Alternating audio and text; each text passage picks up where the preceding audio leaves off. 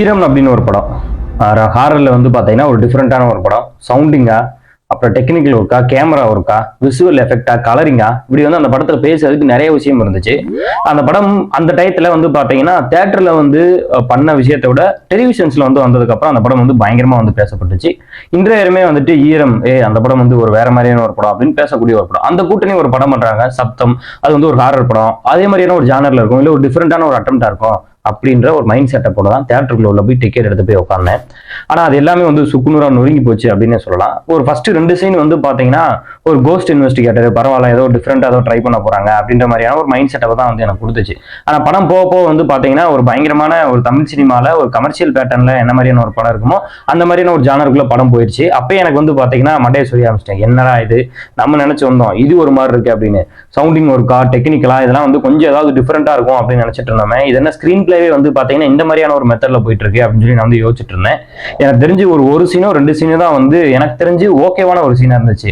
மற்ற எல்லா சீனுமே வந்து பாத்தீங்கன்னா படத்துக்கும் நம்ம எதிர்பார்ப்புகள்னு இல்லாத தாண்டி இந்த படம் வந்து வேற மாதிரியான ஒரு டைமென்ஷன்ல இருந்த படமா இருந்தா கூட அண்டர்ஸ்டாண்ட் பண்ணிக்கிற முடியும். ஆனா இது வந்து எப்படி சொல்றது, ஏற்கனவே வந்து எடுத்து அடிச்சு துவைச்சு காய போட்ட ஒரு துணி எடுத்து திரும்ப வந்து பேக்கிங் பண்ணி புதுசா கொண்டு வந்து கையில கொடுத்துட்டு எப்படி இருக்கு அப்படின்னு கேட்ட மாதிரி இருந்துச்சு. இது என்னடா கொடுமையாகி போச்சு, அறிவழகன் எப்படிப்பட்ட டைரக்டர், எதுக்கு இப்படி ஒரு படம் பண்ணாரு அப்படின்ற ஒரு யோசனை மண்டைக்குள்ள வந்து ஓடிட்டே இருந்துச்சு.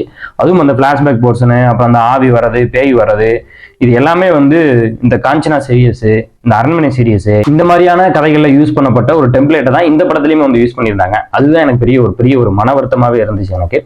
இந்த சப்தம் அப்படின்ற கான்செப்டும் சரி, ட்ரெய்லரும் சரி, இதுவே வந்து பாத்தீங்கன்னா ஒரு யூனிக்கான ஒரு விஷயமா தான் இருந்துச்சு. ஆனா அதுக்குள்ள எப்படி வந்து ஒரு ஸ்டூடியோ டேபிளான ஒரு மேட்டரை உள்ள வச்சாங்க அப்படின்னு யோசிக்கிறதே வந்து பாத்தீங்கன்னா இந்த படத்தினுடைய மிகப்பெரிய ஃபெயிலியரா நான் வந்து பாக்குறேன். ஆதி அவருடைய பெர்ஃபார்மன்ஸ் இந்த கேரக்டருக்கு வந்து பாத்தீங்கன்னா அப்படி கண்ணாடியை தூக்குறது அப்படி இப்படின்னு ஒரு குறிப்பிட்ட மேனலிசம் அதுன்னு கொடுத்திருந்தாலும் இந்த படத்தை வந்து இன்னும் கொஞ்சம் எதான ஒரு பெட்டரான ஒரு பெர்ஃபார்மன்ஸை கொடுத்து படத்தை வந்து தாங்கி பிடிச்சிருந்திருக்கலாம்.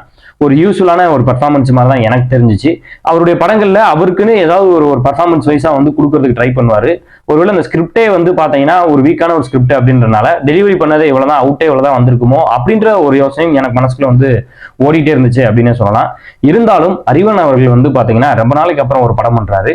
அவர் வந்து சவுண்ட் பண்ண விதம், அந்த ஸ்டேஜ் பண்ண விதம், இது எல்லாமே வந்து பெட்டரா பண்ணிருக்கலாமோ அப்படின்றதான் என்னுடைய ஒரு பர்சனல் ஒப்பீனியனா இருந்துச்சு.